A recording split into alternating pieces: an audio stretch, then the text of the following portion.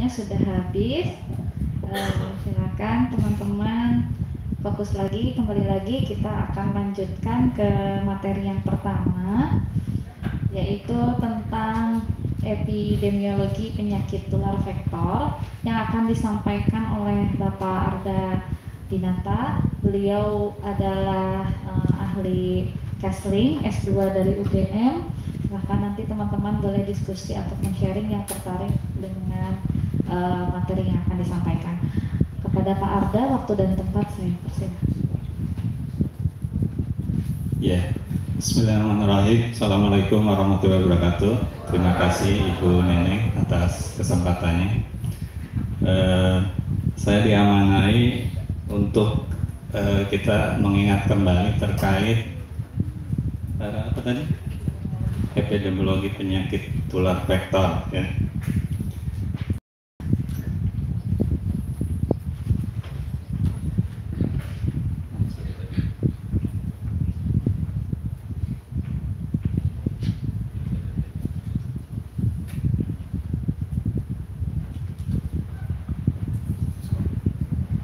Baik, ini ada yang sudah kenal saya sebelumnya? Belum ya, makanya harus kenalan dulu. Saya Arda Dinata, kebetulan saya alumni HKL Kutamaya Bandung dulu ya. Kalau di Sumedang tuh ada Jalan Kutamaya ya, itu jalan kesehatan, karena di situ ada tokoh kesehatan Lukman Hakim dulu ya, Bapak Lukman. Dan dulu saya waktu praktek juga di daerah Sumedang juga, jadi paling enggak Bandung Sumedang 3 tahun terlewati karena saya lahir di Indramayu, jadi kadang-kadang lewat Sumedang, kadang lewat Subang gitu ya, gitu. Kebetulan saya di sini mulai 2005 kalau nggak salah, jadi alhamdulillah udah lama ya. Dan saya harap ini kesempatan kita untuk berbagi kembali ya, dengan waktu yang singkat ini, semoga bisa dimaksimalkan teman-teman semua. Kita diskusi saja, sharing saja ya.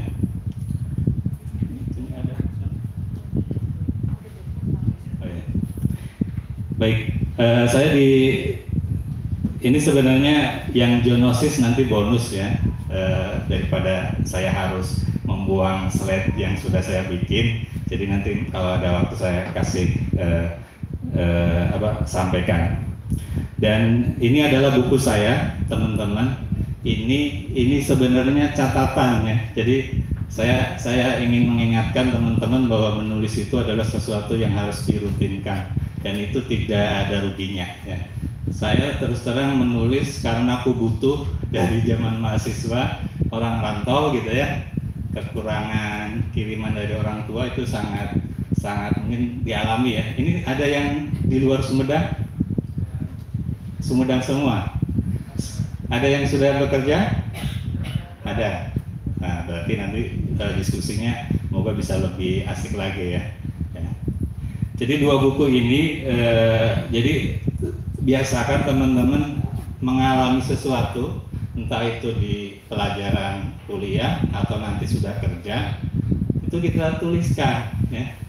Jadi nulis itu sebenarnya memajukan atau mengungkapkan permasalahan yang kita sendiri alami, bisa hasil pengamatan atau hasil diskusi dengan dosen dan lain sebagainya, dan kita tambahi dengan keilmuan kita gitu ya.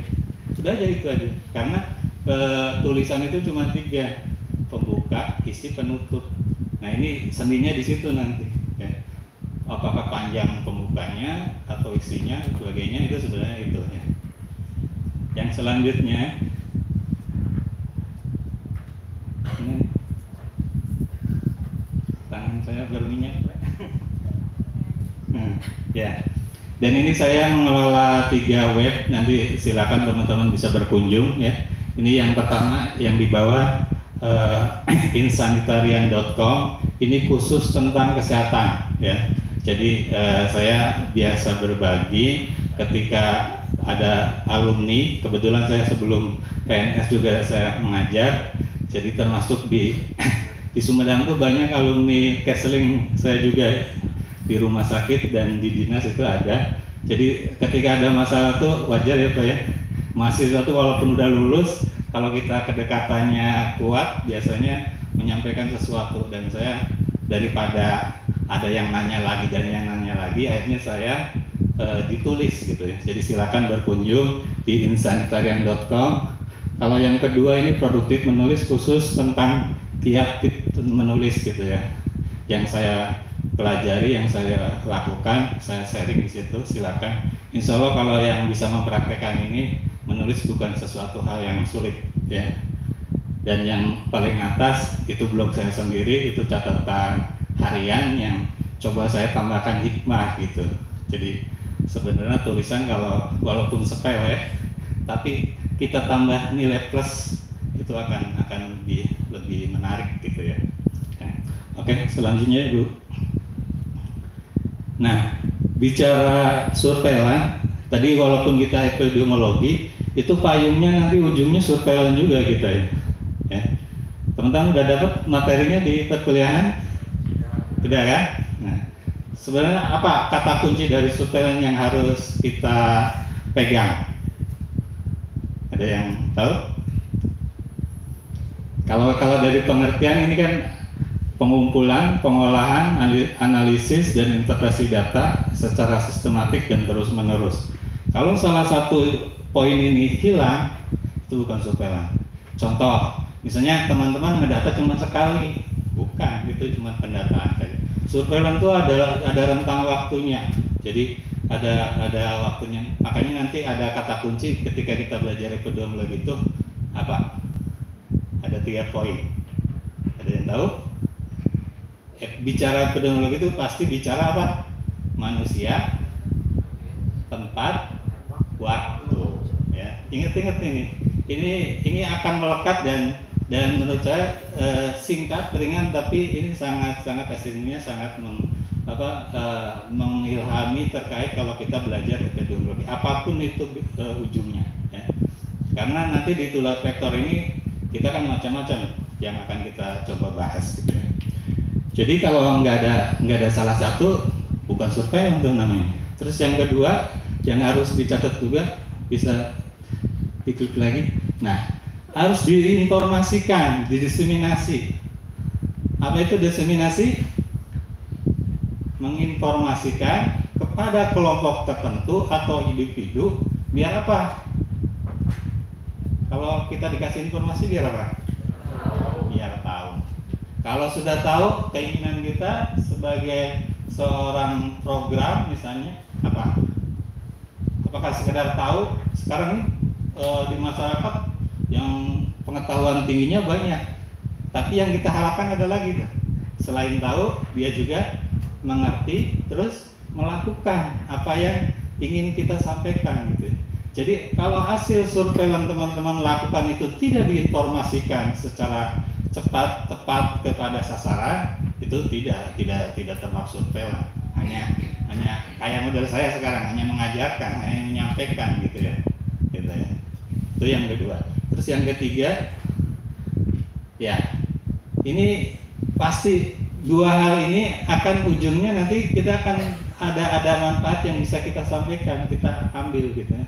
Lagi-lagi teman-teman yang sudah bekerja, sudah pegang program, teman-teman yang alumni juga nanti yang akan bekerja, itu harus jadi sesuatu yang pegangan teman-teman gitu ya. Jadi Pak, surveilan itu harus bisa dimanfaatkan untuk apa? Bisa, pasti kan terkait surveilan itu biasanya apa? Masalah apa? Penyakit ya, penyakit di masyarakat. Teman-teman program tuh sebenarnya pengen ada masalah penyakit atau enggak? Enggak kan? Nah, dengan adanya surveilan, teman-teman program tuh dia bisa mengkomunikasikan kepada pengambil kebijakan ya.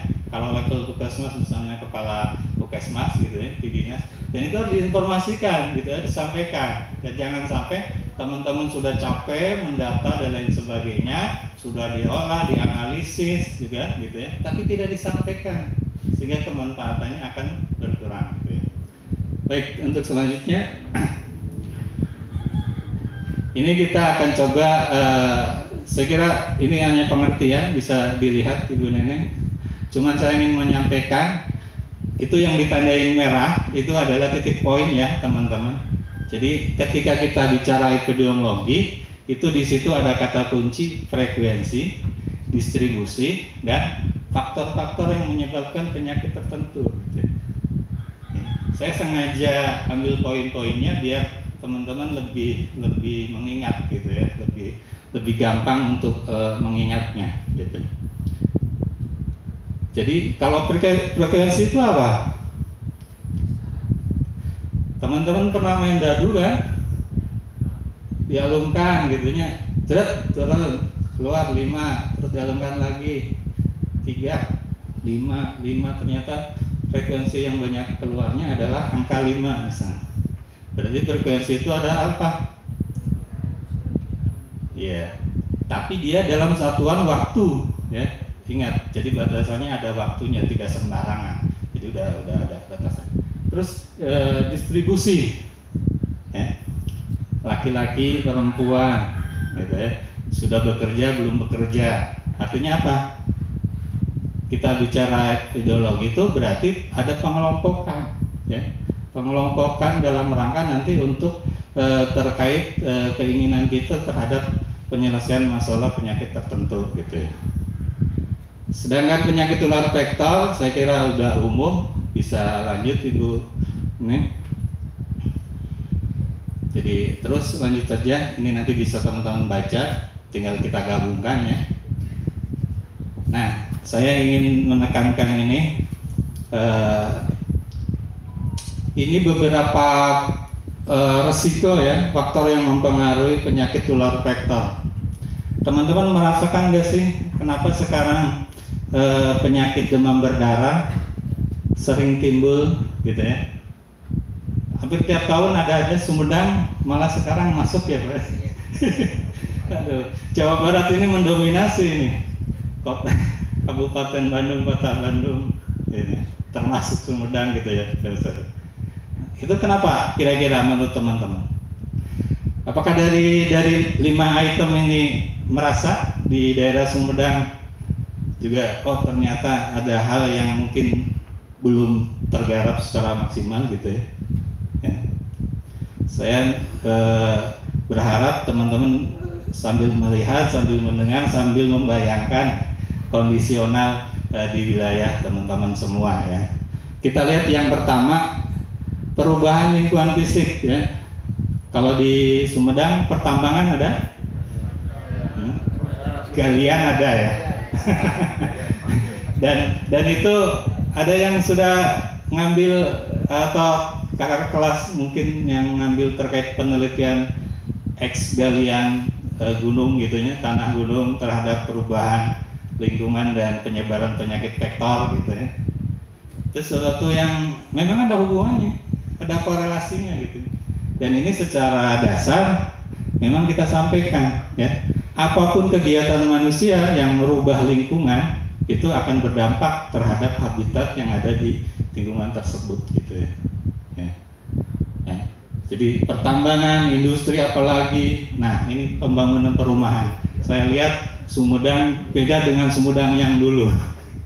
Saya tuh merasa tentram ketika lewat daerah Sumedang. Karena apa? Saya lihat di sisi jalan itu airnya jernih banget gitu. Saya bilang aduh itu kalau ditanam ikan itu kayaknya hidup deh ikan. Nah sekarang dengan banyak pembangunan perumahan dan drainase yang tidak maksimal, ya kita bisa lihat kondisinya sekarang gitu ya. Jadi jangan salahkan siapa-siapa ya. Kita lihat kondisinya kenapa ini bisa terjadi gitu ya. Sehingga nyambung ke yang nomor 2 itu, maka kita berharap adanya sistem perpipaan itu untuk mengurangi sebenarnya. Karena bicara vektor, bicara nyamuk ya, khususnya nyamuk, itu tidak dia akan terkait dengan namanya air ya. Kenapa sistem perpipaan ini kita harapkan dilakukan, ya? Dengan harapan kalau Sumedang itu sebenarnya hampir dominan ini ya, mata air kan, ya, dia pakai pipa kan. Tapi yang saya sayangkan, nyampe ke rumah dia ditampung juga, tuh enggak? Ya. Padahal kalau teman-teman lihat kebijakan sekarang tuh, kalau teman-teman ke hotel, nginep di hotel, itu sudah tidak ada bakman. Karena itu jadi breeding tempat perindukan gitu. Mau tidak mau walaupun ada air sedikit, itu yang bisa hidup di situ gitu. Makanya adanya sistem perpipaan gitu ya. Cuman kan lagi-lagi dengan budaya masyarakat. Nah, ini yang harus kita korelasikan ya, harus kita pendekatannya lebih ke budayanya harus dimaksimalkan. Tujuan kita tersampaikan, mereka mau menerima dengan konsekuensi kalau ini tidak tetap dilakukan, ada tempat penampungan, maka itu jadi tempat perlindungan nyamuk dan lain sebagainya. Dengan pendekatan seperti itu, saya yakin mereka akan terbuka. Oh iya ya, ngapain kita capek-capek nampung air, ujung-ujungnya keluarga kita terhisap nyamuk gitu, tersebar oleh penyakit tertentu gitu ya. Terus yang ketiga, ini tadi nyambung, sistem drainase sangat berpengaruh juga, dan yang tidak kalah pentingnya adalah sistem pengolahan sampah ya. Ya, dua mata uang lah, air, sampah. Kalau ilmu Kesmas tuh nggak akan jauh dari permasalahan itu, sehingga kita harus tahu betul hakikat kenapa sih terjadinya sesuatu penyakit itu. Ya, kita kacamatannya harus lihat ilmu lingkungan gitu ya, seperti apa. Dan yang terakhir, ini penggunaan pestisida.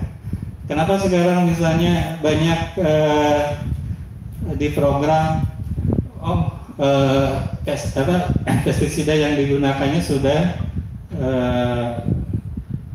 dia tidak maksimal hasilnya gitu. Ini jangan-jangan ada kontribusi kita juga nih ya. Teman-teman, ada yang di sini yang tidak pernah sama sekali pakai insektisida pengusir nyamuk? Ada? Ada? Nggak ada ya? Berarti merasa ya? Nah, dengan menggunakan itu, teman-teman merasa berkontribusi nggak terhadap nyamuk jadi kebal gitu ya, dengan insektisida tertentu yang digunakan gitu. Ya, karena memang pengaturan yang kurang, pengawasan di kita ya seperti sekarang gitu ya. Sehingga salah satu proteksinya adalah dari masyarakatnya juga memaksimalkan usaha individunya gitu ya, dari program juga dilakukan ya.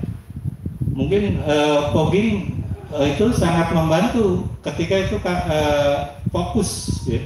Jadi foggingnya fokus, betul-betul sesuai sasaran ya. Apa maksudnya sesuai sasaran? Teman-teman ingat tadi nonton film kan, siklus hidup nyamuk ya, dari apa? Telur, larva, sutik, pupa, terus nyamuk dewasa balik lagi ke telur. Nah, ketika fogging itu sasarannya apa? Nyamuk dewasa. Nah, sekarang coba teman-teman amati di masyarakat.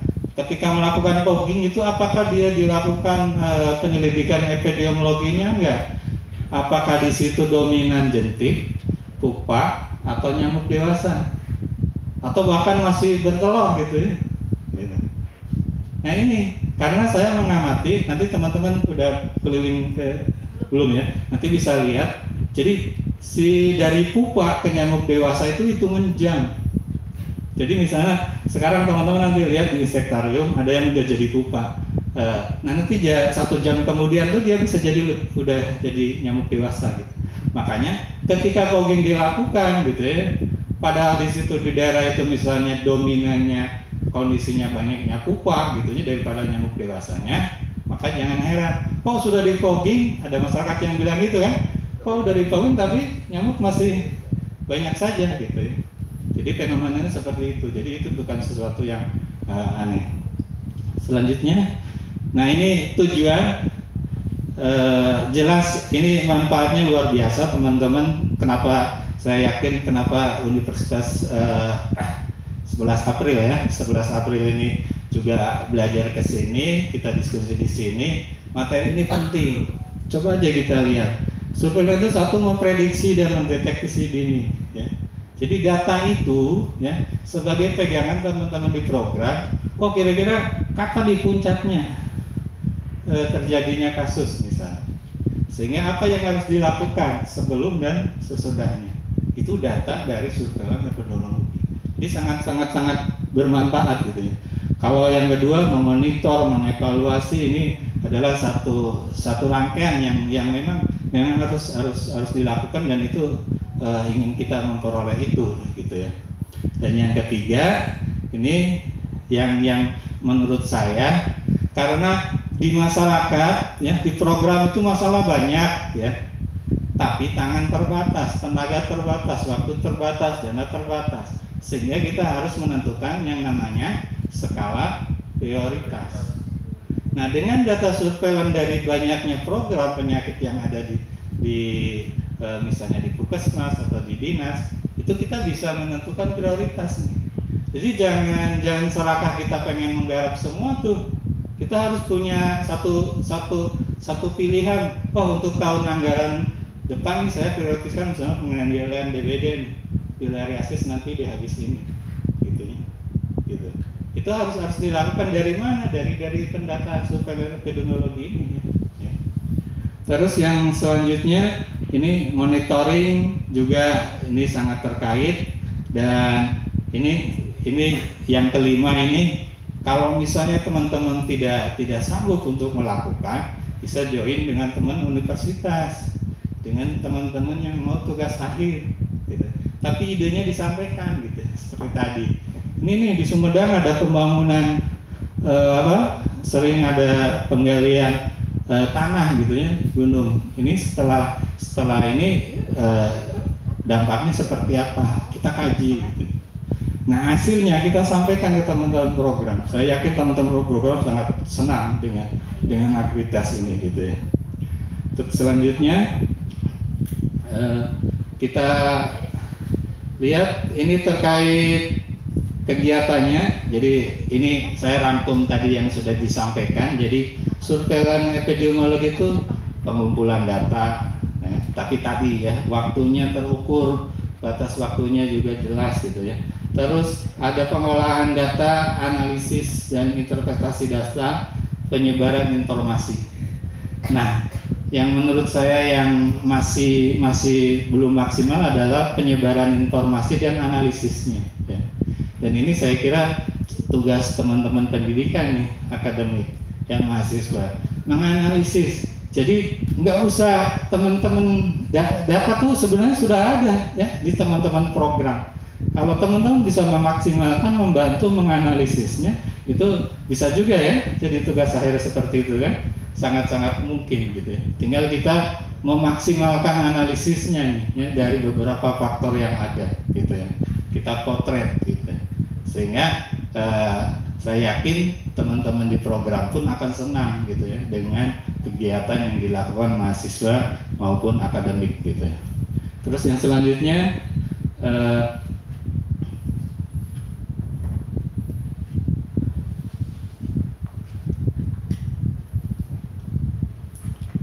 yang pertama ini hasilnya adalah ini saya kira sama ya. Cuman saya ingin menekankan di sini adalah terkait yang tiga ya, menemukan, merencanakan pemecahan masalah ya. Biasanya kan kita terkukung ketika ada masalah diam gitu ya.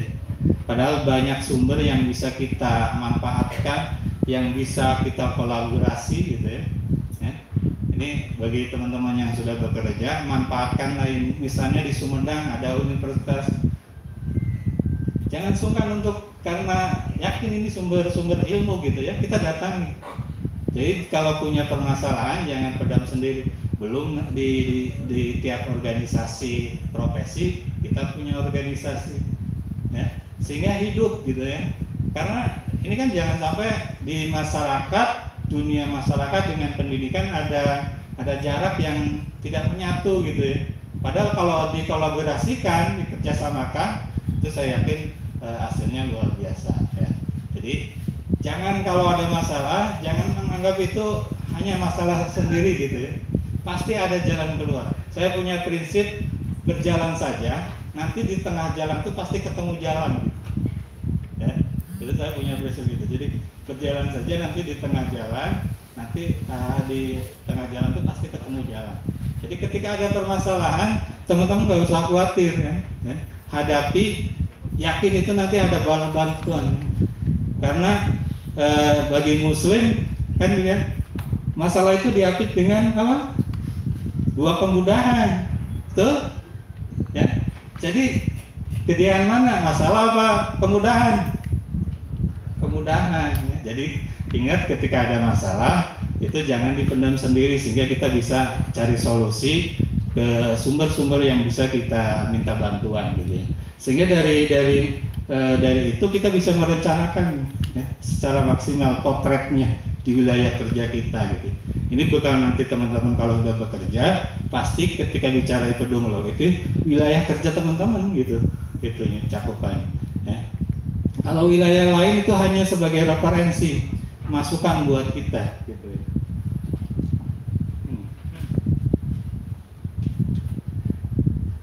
Dan yang penting ini yang terakhir, berharap sih kalau surveinya jalan ya di program tuh bisa mengembangkan sistem. Jadi apalagi sekarang teknologi sudah dipermudahkan ya. Jadi kita bisa maksimalkan bikin sistem untuk pelaporan yang nggak harus datang dan lain sebagainya. Berarti kan harus ada petugas yang inputnya dan lain sebagainya. Ini next ya, tapi strateginya seperti itu yang harus sebenarnya harus kita lakukan ya. Ini yang nanti akan kita coba bahas ya teman-teman. Ada malaria, DBD, filariasis. Nah bicara vektornya, kalau malaria kita bisa lihat teman-teman, amati yang paling kanan yang vektornya ya. Kalau malaria itu dia khas hanya Anopheles grupnya ya. Si vektornya. Kalau DBD dia Aedes aegypti, tapi coba kita lihat filariasis ya. Bisa Anopheles, Aedes, Fulek, Mansonia, Nanigeres ya. Nah jadi udah gitu filariasis itu ketahuannya kapan? Kaki gajah itu sudah membesar, artinya dia sudah tahunan gitu ya. Makanya ada satu aja yang positif filariasis itu langsung biasanya ada pengobatan massal dan lain sebagainya. Karena ini dan kita lihat konsekuensinya, si filariasis ini vektornya luar biasa banyak ya nyamuknya.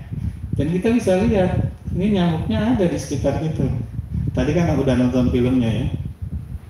Kita coba lihat satu-satu ya. Ini pengertian tadi, tinggal ujungnya kita ganti ya. Gampang belajar epidemiologi mah.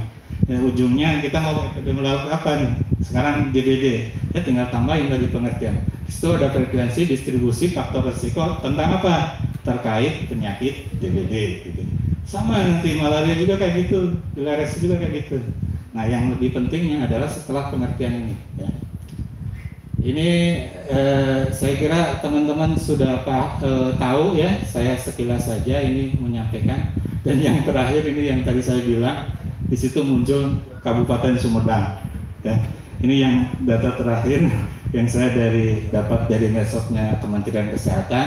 Ya. Aduh, pas dilihat tuh, wah Jawa Barat semua, gitu ya.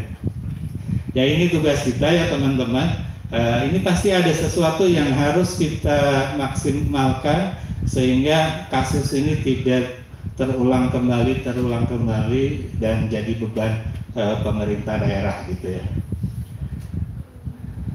Nah, bicara etiologi, ada yang tahu etiologi? Ilmu terkait apa?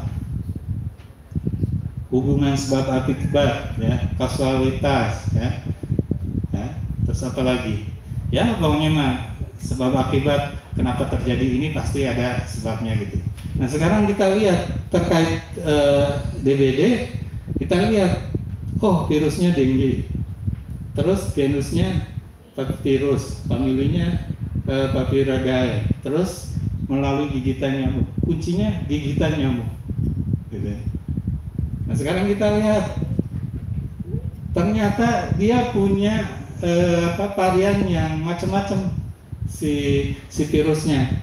Ada DEN 1, DEN 2, DEN 3, DEN 4. Ini adalah menunjukkan kekuatannya dia ya terhadap manusia. Nah sekarang saya ingin memperlihatkan ini teman-teman.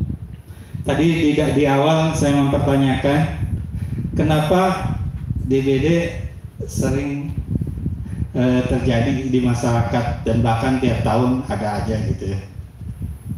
Kuncinya sebenarnya apa sih teman-teman? Tadi di depan saya bikin judul bukunya namanya Bersahabat dengan Nyamuk ya. Ya. Kalau bersahabat tuh seperti apa sih? Ini siapa namanya? Ini punya sahabat kan? Punya sahabat. Nah, bisa disebutkan salah satunya misalnya. Siapa? Satu aja, satu dulu.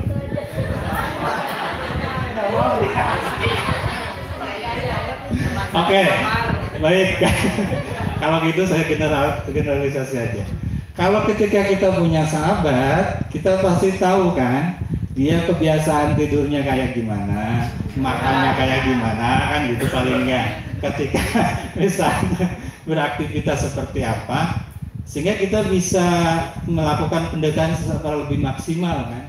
Apalagi misalnya kalau kondisi misalnya lagi marah, wah si Anu mah kalau marah berarti harus diajak seperti ini nih gitu. Nah, kenapa saya menyebutkan bersahabat dengan nyamuk? Berarti saya tuh pengen menginginkan masyarakat tuh, ya, nyamuk itu kita tahu tadi di tanda petik sahabatnya itu adalah siklus hidupnya tadi. Kapan dia bertelur, di mana bertelur, banyaknya seperti apa gitu ya, tempat-tempatnya di mana gitu ya. Terus naik lagi, kalau sudah bertelur dia netas. Apakah misalnya dari yang nempel di baju dicuci itu bisa netas juga atau enggak gitu. Informasi-informasi itulah yang kita sampaikan. Semakin maksimal informasi terkait siklus hidup nyamuk itu, maka saya yakin masyarakat bisa pendekatannya lebih maksimal gitu untuk penanganan. Dan satu hal lagi, di sini disebutkan pemberantasan sarang nyamuk. Jadi kuncinya nyamuk itu dia tidak pilih-pilih. Contoh, ini satu kampung nih ya, kata 1, 2, 3, 4. Ini RT 3 ini, 1, 2, 3 ini, dia kondisinya bersih, pokoknya maksimal lah. Tapi yang sebelah, dia ada sumbernya. Nah, kira-kira nyamuk bisa kesini nggak? Ke RT yang sangat bisa. Ya, jadi kuncinya PSN itu bukan skala kecil gitu loh. Jadi kalau kita misalnya teman-teman wilayah kerjanya Puskesmas, karena bisa jadi misalnya ada 3 desa gitu ya, desa A, B dia udah maksimal, tapi yang 3-nya belum maksimal, itu juga jangan tenang-tenang gitu, ya. Karena apa? Yang 3 ini dia bisa main ke sini kan, yang desa B, desa A gitu, ya. Betul? Nah teman-teman dari Sumedang ke sini juga, ya. Tadi istirahat nggak? Istirahat. Sebelum istirahat juga di Sumedang berhenti dulu kan?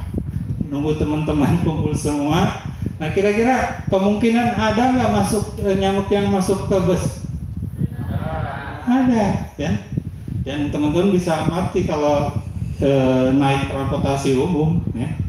Itu kan trayek tertentu kan berhentinya sering gitu ya. Kontrol istilahnya ya. Nah, saya sewaktu-waktu mau ke Bekasi, bus berhenti di kantor itu saya ikut turun gitu. Ternyata kan di situ apa? Ada perbaikan mobilnya gitu ya. Jadi ada divisi khusus gitu. Dan apa? Saya lihat dia punya bekas ban bekas yang tidak terpakai dan lain sebagainya.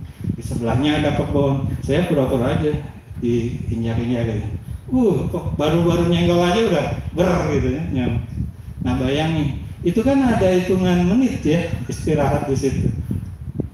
Kalau aktivitasnya begitu masuk dan dia berhenti di terminalnya banget. Jadi ini problematika yang realita gitu ya, yang harus kita sadari. Jadi pengendalian nyamuk itu tidak bisa sendiri, harus maksimal bareng-bareng. Ya. Apalagi yang namanya rumah per rumah, nggak bisa. Ya. Jadi harus, kalau misalnya teman-teman targetnya wilayah kerja ya, walaupun misalnya tidak bisa sekaligus ya, makanya kita di program itu biasanya dimaksimalkan dengan pembentukan kader. Ya. Tapi ini juga dia harus dimaknai, kader ini dia lebih maksimal gitu ya. Tadi bersahabat dengan nyamuknya gitu. Itu baru dari sisi siklus itu ya. Terus yang kedua, tadi jumlah penduduk, mobilitas sudah ya. Nah, yang ketiga ini, pemeriksaan lengkap. Ini ada yang sudah kerja ya di puskesmas, di dinas, di rumah sakit. Di rumah sakit, terus ada yang di puskesmas? Di puskesmas. Saya pengen tahu kalau ada kasus DBD yang diperiksa siapa mas? Pasiennya saja kah? Atau plus anggota keluarganya juga diperiksa? Darahnya diperiksa tuh. Misalnya ada 5 orang yang kena 1 A gitu. Ini diambil periksa darah juga. Yang lainnya diambil. Di Sumedang seperti itu programnya. Enggak, kalau memang betul, maksud saya itu luar biasa ya. Itu harus kita acungi jempol bahwa itu harusnya yang harus dilakukan ya. Karena apa? Hasil penelitian yang sudah teman-teman lokal lakukan, kita menemukan yang namanya bahwa yang kenanya misalnya di anggota keluarga itu ada 5 ya. Yang kenanya anak pertama. Nah selama ini kan yang banyaknya paling yang datang ke rumah sakit, puskesmas itu yang diperiksa darahnya paling yang pasiennya. Paling yang ininya penyelidikan epidemiologinya aja yang kita lihat kondisi rumahnya dan sebagainya. Padahal teman-teman, dari sekian yang kita lakukan, dari anggota keluarga yang lain itu ternyata ada yang juga yang positif, ada virus dinginnya itu. Ya. Nah masalahnya dia pulang nih kan sehat, dinyatakan sehat. Ya. Terus waktu PE kita menemukan bahwa di situ positif nyamuk Aedes-nya, gitu. Nah kira-kira kebayang nggak secara ilmu kesehatan masyarakat kita? Kalau kondisi seperti itu, wajar nggak kalau nanti ada lagi penyebaran penyakit DBD? Wajar, ya. Ini yang selalu saya ketika ada teman-teman kunjungan ini saya sampaikan. Karena apa? Ya mungkin ujungnya nanti terkait pendanaan ya. Ya ini nanti teman-teman anggota DPR kan yang bisa memikirkan ini ya, bahwa kalau ingin menyelesaikan masalah DBD misalnya, untuk pemeriksaan itu tidak hanya si pasiennya, tapi juga anggota keluarga yang terdekat lah minimal ya, satu yang saat tinggal di situ ya. Sambil kita PE juga penyelidikan epidemiologi, karena kita menemukan udah nyamuknya positif, kondisi lingkungannya juga banyak berdintis gitu ya, juga tadi tidak hanya si pasien yang positif ternyata. Karena apa? Mungkin saja waktu itu dia kondisinya masih fit tuh yang positif selain pasien itu. Ya. Sehingga dia tidak merasakan gangguan kesehatan gitu. Padahal dia ketika nyamuk besoknya gitu atau lusanya dan seterusnya dia mengisap darah yang positif, maka bisa penyebarannya bisa terjadi lagi gitu ya. Jadi itu ya. Saya sih berharap kalau bisa dilakukan luar biasa ya, maksimal. Terus kita lanjutkan. Nah, ini kita bicara malaria. Ada yang pernah baca di Pikiran Rakyat? Saya menulis 5 artikel. Ini tahun berapa ya saya lupa lagi. Terkait hari malaria atau hari nyamuk. 5 artikel terkait tentang malaria semua dan alhamdulillah dimuat semua. Ya, saya edukasi Ya tadi saya ada informasi gitu ya, ada pengalaman, ada ilmu di kuliahan juga gitu ya. Kan sayang kalau kita nggak sampaikan gitu. Saya tulis terkait konsep-konsep bersahabat dengan malaria ya. Dan ini masuk dalam salah satu bab yang tadi bersahabat dengan nyamuk ya. Jadi sama ya, bicara epidemiologi malaria, kata kuncinya frekuensi, distribusi, sama faktor resiko. Jadi ingat itu aja kalau kita belajar ya. Tidak hanya tular vektor, epidemiologi apapun nanti akan terkait dengan itu gitu ya. Oke. Ini perkembangan saya kira bisa dibaca ya.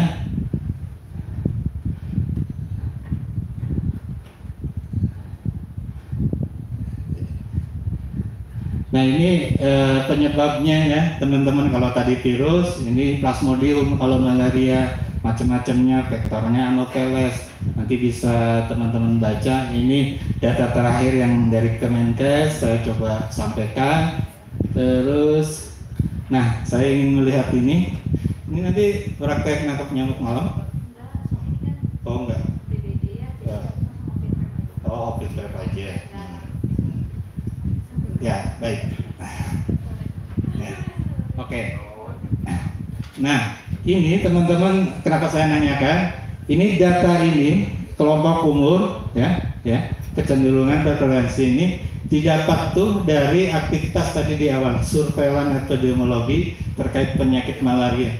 Ketika data itu sudah kita dapatkan, kita bisa memberi angka informasi seperti ini. Sehingga kalau kayak gini kan kita lebih tepat sasaran kan dalam pengendaliannya. Betul apa enggak? Ya, itulah sebenarnya salah satu yang paling sepele gitu ya, paling minimal kita dapatkan ya. Terus, nah ini juga malaria ya. Kalau tadi Aedes ada di mana? Kebanyakan dominannya. Nah, dia ada di dalam rumah, luar rumah, TTU gitu ya, aktivitas manusia gitu ya. Tapi kalau malaria, ini kita bisa potret teman-teman. Jangan anggap bahwa malaria itu ada di daerah pantai doang. Ya. Di Sumedang ada? Nah kita lihat, Sumedang itu daerah apa sih? Pesawahan ada, bukit ada, gunung ada, betul? Nah ini data ini teman-teman, ini saya sengaja rangkum untuk memudahkan. Ini didapat dari kalau kami ketika survei ke lapangan itu kita dari jam 6 sore sampai 6 pagi, sehingga kita tahu jam mana aja nih aktivitas nyamuk menggigit dan jenisnya apa, ketahuan seperti ini. Terus apa restingnya juga kita lihat ya. Di mana aja sih, di pohon, di pesawahan di mana gitu ya, di bukit di mana gitu. Dan inilah data-data inilah yang bisa jadi pegangan teman-teman. Kalau untuk belajarnya, mungkin ada yang pernah dengar survei vektora, itu teman-teman bisa searching. Sebenarnya Sumedang juga sudah terdaftar.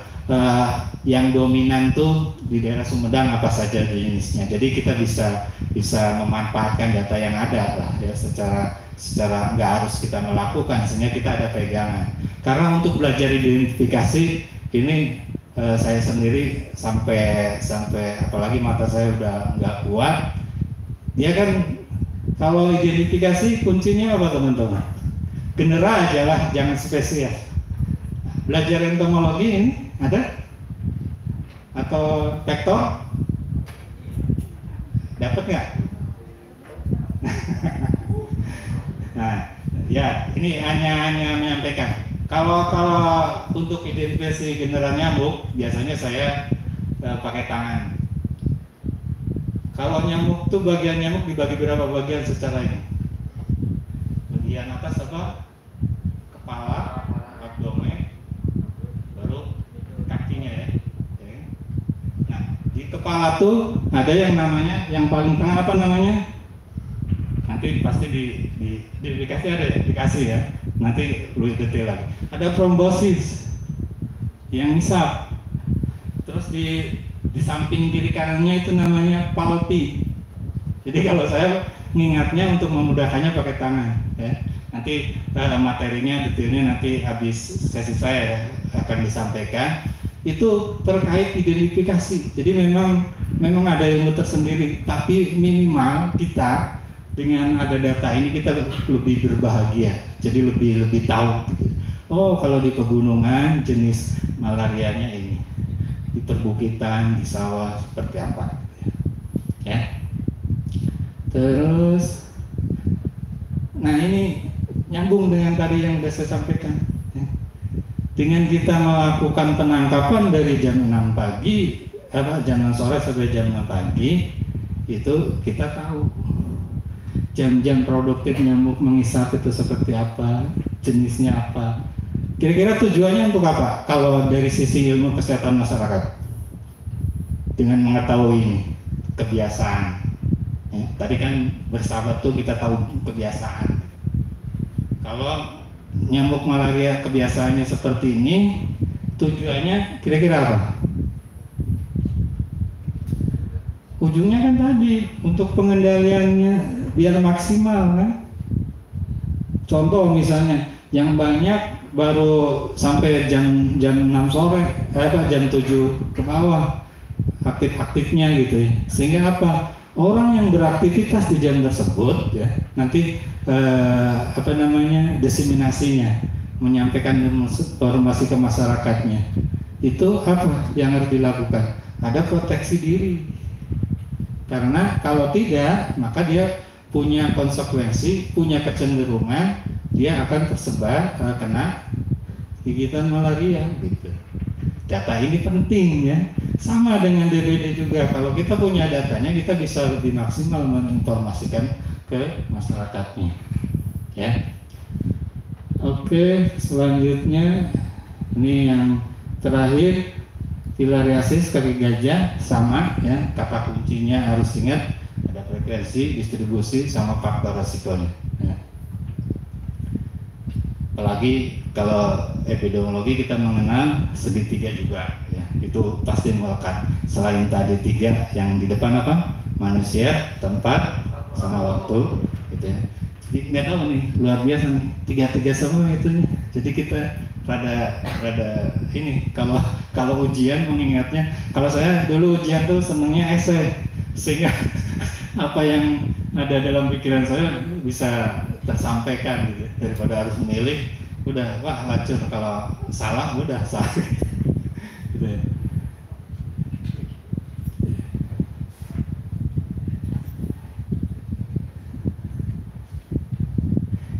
Di Sumedang ada kasusnya? Ada Pak? Belum ya? Nah, tapi tetangganya ada ya?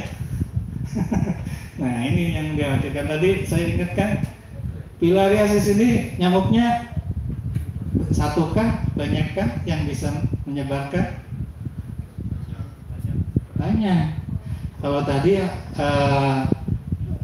malaria Anopheles doang. Terus kalau DBD, Aedes ya. Terus kalau filaria ini bisa macam-macam. Dan nyamuknya ada, di Sumedang ada. Boleh kadang nggak? Ada. Coba aja lihat ke daerah Dokter Cong ya. Di sana banyak kolam juga yang misalnya di perkampungan yang tidak dipakai gitu kan. Gak ada ikannya kan gitu. Terus capek-capek bikin kolam gak ada ikannya kan gitu.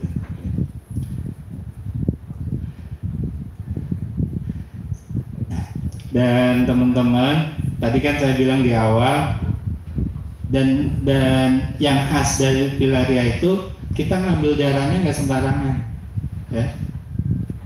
Kalau harus kapan ngambilnya? Ada yang tahu? Siang hari kah? Malam kah? Malam ya. Jangan salah kaprah, nanti pas ngambilnya kok siang, pas nggak ada filarianya nih di darahnya. Ya sangat wajar ketika ditanya kapan ngambilnya. Jadi ngambil darahnya ketika aktivitas pilaria itu aktif dan itu terjadinya malam hari gitu. Ini yang dan kita kan tidak tahu nih tadi si kasus ini kan munculnya sekian tahun kemudian. Beda dengan DBD. Sekarang dia terisap sama nyamuk Aedes yang ada virusnya, dia sekian hari kemudian bisa langsung berjalan. Kalau ini enggak, ketahuannya sudah membengkak, sudah pembuluh darahnya tertutup dan lain sebagainya, sehingga kelihatan banget dan ini efeknya luar biasa juga secara fisiologis. Ya. Kalau saya sengaja nggak tampilin gambar-gambarnya karena saya melihatnya nggak kuat. Jadi bisa Anopheles, Aedes, Kulek, Mansonia, Aedes, sehingga kalau teman-teman suruh milih dari ketiga itu, teman-teman mau pilih yang mana? Enggak mau tiga-tiganya. Nah, kan kalau pilihan mah harus milih, gitu ya. Nanti disalahkan nggak milih. Ya, teman-teman bisa jawab sendiri lah. Ya. Karena dari vektornya saja, dan kita bisa lihat Anopheles mungkin masih jarang di Sumedang, tidak semua tempat ada gitu. Tapi kita lihat Aedes, Kulek, Mansonia gitu ya, kan ada itu Kulek apalagi kan gitu. Makanya ketika misalnya satu daerah terjadi KLB filaria, kalau saya mengamatinya, melihatnya langsung lihat ke terminal atau sumber transportasi. Di Sumedang ini jalurnya kemana saja nih, bos? Ternyata kan semua Jawa Barat hampir ada kan jalan. jadi kita juga harus melihat itu. Jadi bisa misalnya kenanya sumbernya ada di daerah Kota Bekasi misalnya, kan ada jalurnya di Sumedang juga mobilnya gitu. Nyamuknya juga ada. Nah, jangan sampai dia kenanya di mana, nyamuknya mengisap di situ. Medianya bisa macam-macam, bisa lewat bus dan lain sebagainya gitu ya. Dan yang jelas di lingkungan kita vektornya ada gitu. Ini yang mengkhawatirkan gitu. Jadi jangan tenang-tenang ketika di suatu kabupaten ada yang positif, kita leha-leha nggak waspada gitu. Jadi kuncinya itu. Ini tadi sudah saya sampaikan. Ini datanya termasuk karena sulit untuk ini di Kemenkes, saya cari-cari data yang hampir per tahunnya tuh susah banget. Ini saya nemukan ke 2010-2018 ya, walaupun ada tapi tidak besar.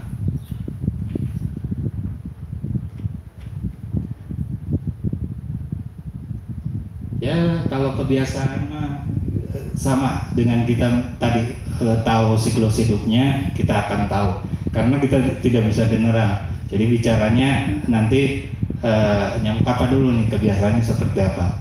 Tadi film tadi membantu nggak? Palingnya kan itu kita tahu gambarannya. Oh kalau Kulek seperti ini, Aedes seperti ini gitu ya.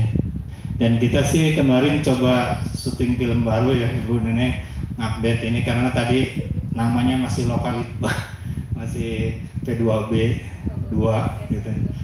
Udah lama banget. Kemarin ada anggaran, tahun ini kita ada syuting video baru, palingnya nanti bisa lebih diupdate lagi sehingga nanti di kelas mungkin ataupun teman-teman kalau berkunjung lagi nanti kita tahun depan bisa sudah launching filmnya itu. Nah ini bonusnya ya. Ada yang tahu zoonosis? Kalau vektor masuk zoonosis enggak? Penyakit menular dari hewan ke manusia atau sebaliknya? Masuk ya? Masuk. Nah sekarang saya ingin memperlihatkan ya, semoga ini tambahan saja. Ini kemarin permintaan dari Dinas Kesehatan Majalengka, saya sampaikan. Nanti bisa teman-teman baca. Ini ada 4 golongan zoonosis yang nanti teman-teman bisa pelajari lebih lanjut. Yang pertama tuh disebabkan oleh bakteri. Kita bisa lihat di sebelah kanan saya, kiri saya ini adalah nama penyakitnya, terus penyebabnya, hewan yang terinfeksinya, cara penularan. Ya, minimal dari informasi ini kita bisa menggali lagi. Ya, ini nanti barangkali teman di kemudian hari membutuhkan informasi terkait ini bisa searching lagi. Ya. Terus yang kedua virus, ya. Ada flu burung, flu babi.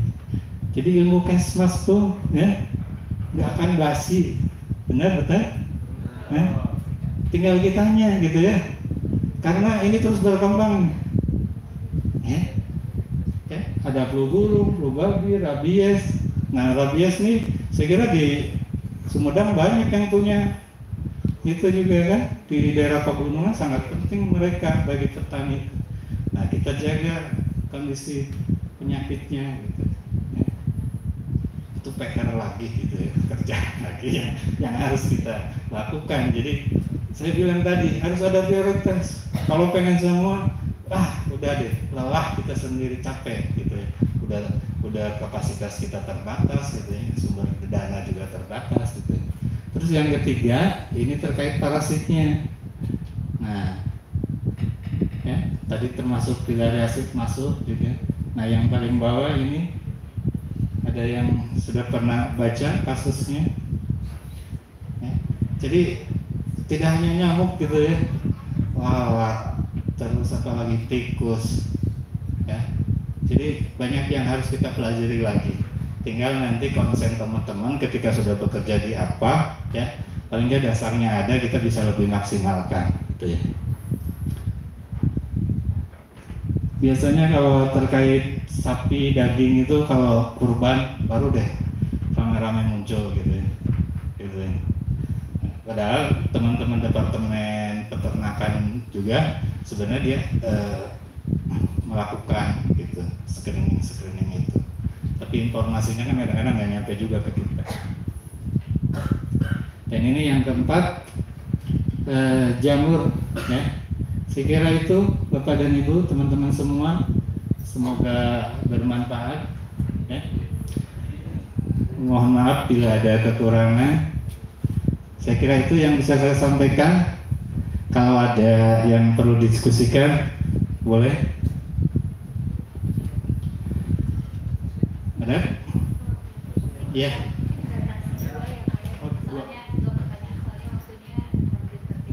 Oh ya, siap. 2 orang katanya. Boleh yang depan dulu?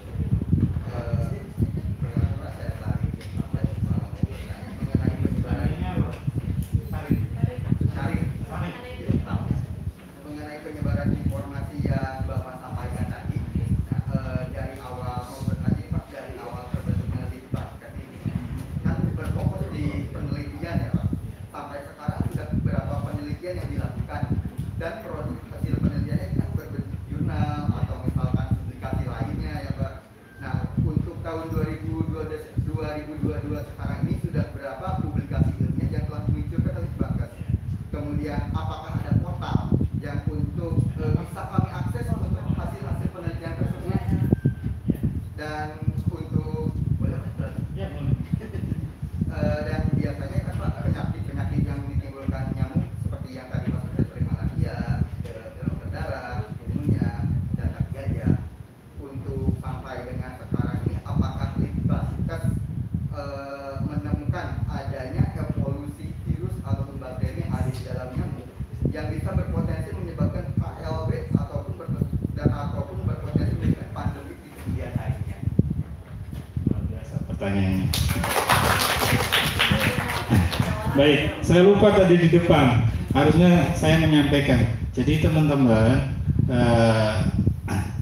ini jadi Kementerian Kesehatan sekarang tuh lagi bertransformasi programnya, ya. Imbasnya adalah kelembagaan kita. Jadi ada yang sudah tahu sekarang tuh Badan Litbang dihilangkan, berubah jadi BKPK, Badan Kebijakan Pembangunan Kesehatan. Jadi semua unit yang tidak hanya di Kemenkes, teman-teman, karena ada kebijakan pemerintah, bahwa semua peneliti itu dia bersatu di yang namanya BRIN, Badan Riset Intervensi Nasional.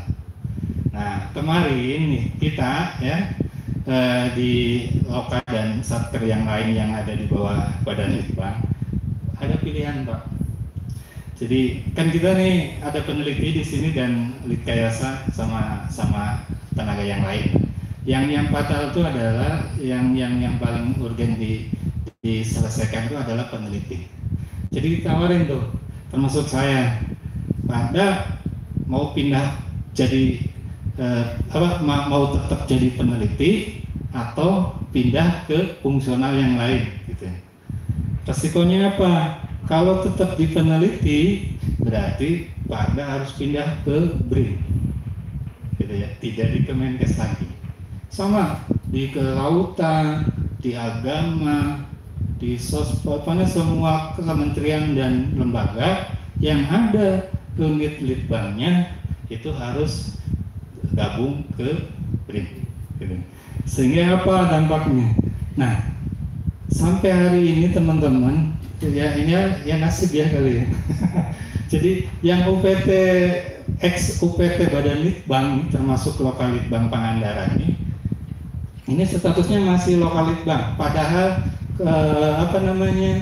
si unit kerja utamanya tuh sudah nggak ada lagi, udah dirubah jadi Badan Kebijakan Pembangunan Kesehatan gitu ya. Jadi itu. Jadi kita tuh sekarang tuh melakukan apa yang bisa kita lakukan, Pak, terus terang ya. Sehingga kita memaksimalkan yang ada gitu ya. Nah, terkait penelitian, kita alhamdulillah sebenarnya sudah punya jurnal yang sudah terakreditasi namanya Aspirator. Nanti teman-teman bisa searching. Nah, karena kelembagaannya berubah, si sumber dana juga dibintangin tuh, Pak, nggak bisa dicairin. Sehingga kita berkolaborasi dengan perkumpulan yang terkait nyamuk yang kira-kira bisa mengelola. Sayang kan, jurnalnya sudah terakreditasi, sudah bagus pengelolaannya, termasuk ini adminnya, ini yang selalu berkomunikasi dengan editor, dengan penulis gitu ya.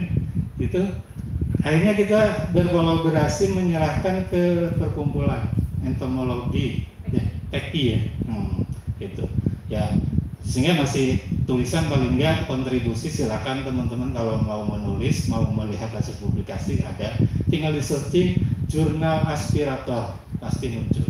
Kalau web kita ada, tinggal di searching Lokal Litbangkes Pangandaran, namanya masih itu webnya, karena kita juga belum bisa merubah dan lain sebagainya gitu. Kalau hasil dulu sih ada portal tersendiri ya di Badan Litbang tuh nempel semua hasil penelitian baik dari yang satker UPT maupun yang utama tuh ada laporan, termasuk diseminasi hasilnya itu ada ya. Dan bahkan saya sering mengunduhnya karena itu penting. Saya menyadari ini kemudian hari penting kalau tidak saya unduh. Padahal sebenarnya capek-capek dan di situ tempatnya gitu ya, tempat menyimpan datanya. Tapi kejadian kan, lembaganya nggak ada, pasti itunya juga pengelolaannya bermasalah gitu. Ya disyukurkan, alhamdulillah saya beberapa sudah mendownload itu. Terus selanjutnya yang ketiga apa ya?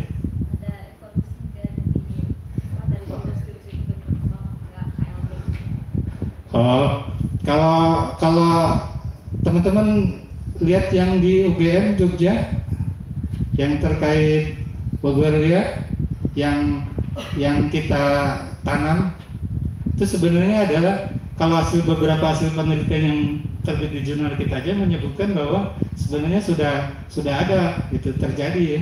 Gitu. Tinggal masalahnya di daerah kita itu sudah seperti itu atau enggak gitu. Dan itu harus ya teman-teman bisa lakukan penelitian untuk misalnya wilayah Sumedang gitu ya, untuk mengecek aja gitu ya. Terus yang terakhir tadi yang keempat apa ya? Saya lupa lagi. Ada yang lewat nggak? Kalau kalau kalau ini kan akademik ya, kuliahan. Ya lain sombong ya. Sebenarnya kalau butuh referensi buku, terutama yang cetak, karena kita tiap tahun tuh selalu pengadaan buku. Itu ini naik aja ke atas perpustakaan kita itu bisa juga lewat online dulu, lihat dulu bukunya ada enggak. Nanti bisa datang ke Pak Dani di atas di lantai 2 ini.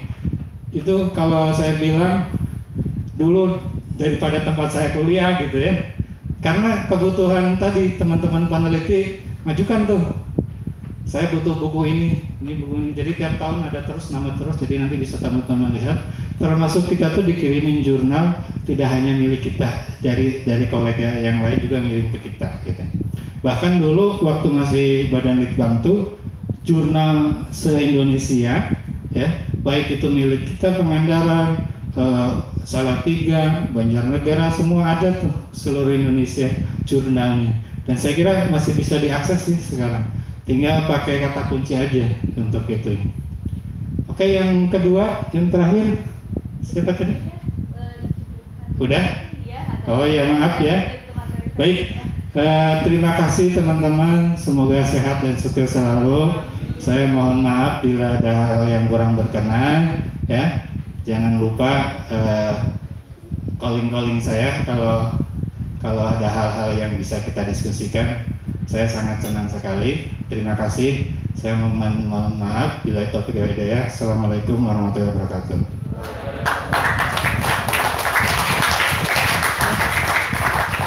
Baik, terima kasih kepada Pak Arda yang sudah menyampaikan materi yang pertama. Mohon maaf ya teman-teman dibatasi untuk jumlah pertanyaannya karena memang sudah memasuki ke materi yang kedua. Mungkin nanti kalau ada yang ingin berdiskusi lanjut bisa menghubungi pribadi ya kepada Pak Arda. Ada webnya, ada WA-nya juga. Silahkan ada emailnya juga kalau mau berdiskusi lanjut. Ya, untuk selanjutnya ada materi yang kedua yaitu tentang identifikasi genera jentik dan juga nyamuk yang akan disampaikan oleh Bapak Umar Yandi. Beliau S2 entomologi dari IPB. Jadi silakan teman-teman, kebetulan kepala lab dari entomologi juga, kalau tadi Pak Arda kepala lab dari Lab Kesling, jadi nanti silahkan teman-teman yang tertarik